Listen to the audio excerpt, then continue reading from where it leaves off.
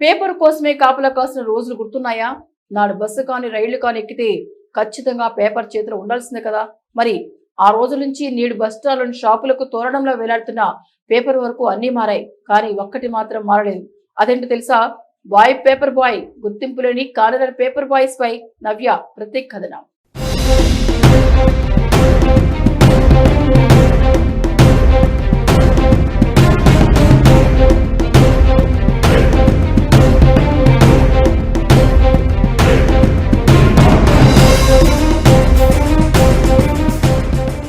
తెల్లవారుజామునే సూర్యుడితో పోటీ పడతాడు.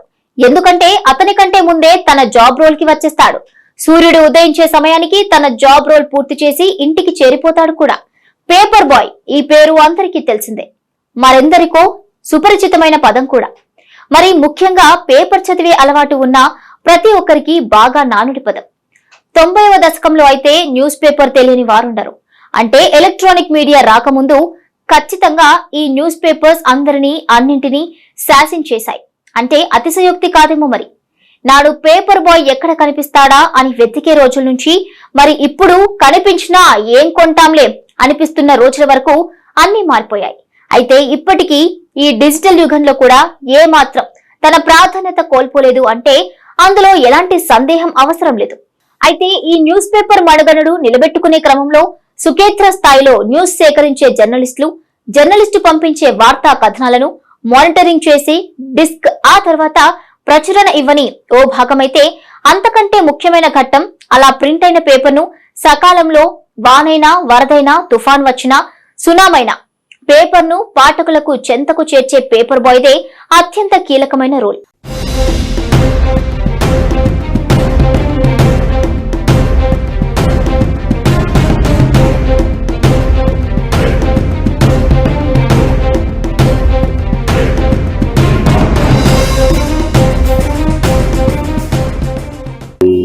చీరాల. నా పేరు శ్రీమన్నారాయణమూర్తి. నేను పేపర్ ఏజెన్సీ తీసుకొని 18 సంవత్సరాలు అయింది. 3 లేచి వస్తాము. మాకు బళ్ళు కూడా 3-3:30 కల్లా వస్తాయి. ఆ అలవాటు ప్రకారం తెల్లవారుజామున 3:30 లేవటం అలవాటు అయిపోయింది. ఇక్కడ పిల్లలు తెల్లవారుజామున వచ్చి ఈ పేపర్స్ అన్ని సర్దుకొని రూట్కి బయలుదేరుతారు. 6 ముగిస్తారు. చదువుకునే పిల్లలకి చాలా ఉపాధిగా కలిగిస్తూ చేసుకునే వాళ్ళకి ఉపాధిగా చేస్తున్నాము. దీనివలన వర్షం వచ్చినా వంగి వచ్చినా ఏది వచ్చినా కానీ మాకు తప్పదు. పిల్లలు కూడా అట్లాగే రిస్క్ తీసుకొని చేస్తారు. కొంతమంది కస్టమర్లు ఉన్నారు కానీ తలుపులు లేరు, తీగిపోయిన వర్షంలో పడేసేవి, అది వాళ్ళు ఆలోచించుకోరు.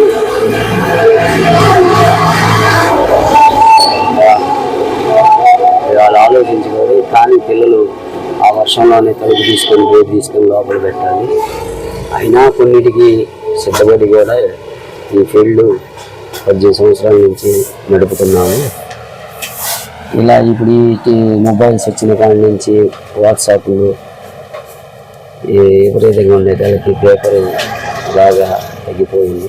అసలు ఈ పేపర్ బాయ్ లేకుంటే ఎంత ప్రాచుర్యం పొందిన పేపర్ ఏదైనా సరే పాఠకుల చెంతకు చేరదు అనేది వాస్తవం. ఒప్పుకోక తప్పదు కూడా. హోటల్లో సరదాగా టీ తాగుతున్నా, టిఫిన్ చేస్తున్నా, ఉద్యోగ సమాచారం కావాలన్నా, రాజకీయ విశేషాలు చూడాలన్నా, మనకి నచ్చిన హీరో విషయాలు తెలుసుకోవాలన్నా ఖచ్చితంగా పేపర్ చూడాల్సిందే, చదవాల్సిందే. ఇంతటి డిజిటల్ యుగంలో కూడా ఇంకా పేపర్ తన మనుగడను ఇంకనూ కొనసాగిస్తుంది అంటే అందులో ఆయా పేపర్ల కష్టం ఎంత ఉందో అదే తరహా బాధ్యత ఈ పేపర్ బాయ్స్ తన భుజాల మీద వేసుకుని బాధ్యతగా సకాలంలో అందిస్తుంటున్నారు. కాబట్టే ఇంకా పేపర్లు మనుగడ సాగిస్తున్నాయి. చాలని జీతాలు, ఉదయం 4 గంటలకే నిద్రలేవడం, పేపర్ రావడం, ఆయా పేపర్లను సర్దుకోవటం, ఆ పేపర్ను పాఠకులకు చేర్చడం, ఇదంతా గడియారంలో ముళ్ళు మాదిరిగా తెల్లారేసరికి పూర్తి చేసేసి ఎవరికీ కానరాని, గుర్తింపు రాని కర్తవ్యాన్ని పూర్తి చేసేస్తారు ఈ పేపర్ బాయ్స్. గడిచిన 25 ఏళ్లుగా ఈ వృత్తిలో కొనసాగుతున్నా సరే వీళ్లకు ప్రత్యేకంగా డిమాండ్ ఏమీ లేవు. డీసెంట్ గా పనిచేయడం తప్ప మనం గుర్తించినా గుర్తించకపోయినా సరే పేపర్ బాయ్స్ కదా, అంతే.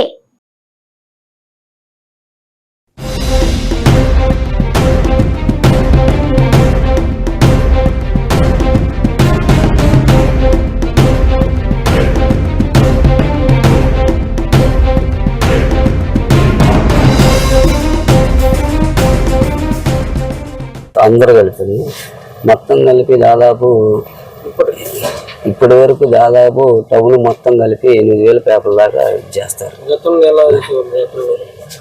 గతంలో కూడా ఇంచుమించు ఉండి ఇట్లాగే ఇంచుమించు అంటే మనకి జాండ్రపేట ఇటు ఈపురపాలెం దాకా మొత్తం 10,000 పేపర్లు ఉంటాయి.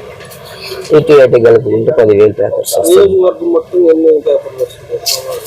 నియోజకవర్గం అంటే చీరాల వరకు వచ్చేసి జ్యోతి పేపర్ కానీ ఈనాడు కానీ అన్ని పేపర్లు 10,000 అండి. ఏమన్నా కానీ అన్ని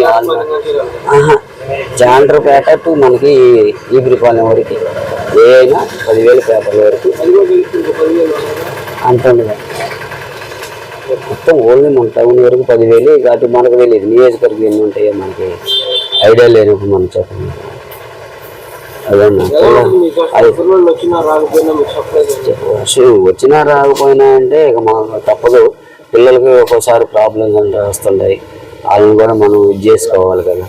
వాళ్ళని బట్టి కూడా మనం నడవాలి. వాళ్ళు ఉంటేనే ఈరోజు ఈ ఫీల్డ్ చేయగలుగుతున్నాం. లేదంటే అసలుకి ఈ ఫీల్డ్ కొన్నాళ్ళకి ఉంటుందో ఉండదో కూడా తెలియదు. అట్లా ఉంది పరిస్థితి. ఎందుకంటే ఇప్పుడు చదువుకునే పిల్లలు అనేది అంతా ర్యాంకుల కోసం చూసుకుంటున్నారు. వాళ్ళు ఏ పిల్లలు ఇంతకుముందు హాస్టల్స్ ఉన్నాయి. హాస్టల్ పిల్లలు కూడా ఎవరు రావట్లేదు. ఈరోజు ఎవరినైనా సరే బతుకులాడుకొని పిల్లలు తెచ్చుకోవాల్సిన పరిస్థితి వచ్చింది. ఒకప్పుడు ఏంటంటే మేము వస్తామని వచ్చేవాళ్ళు.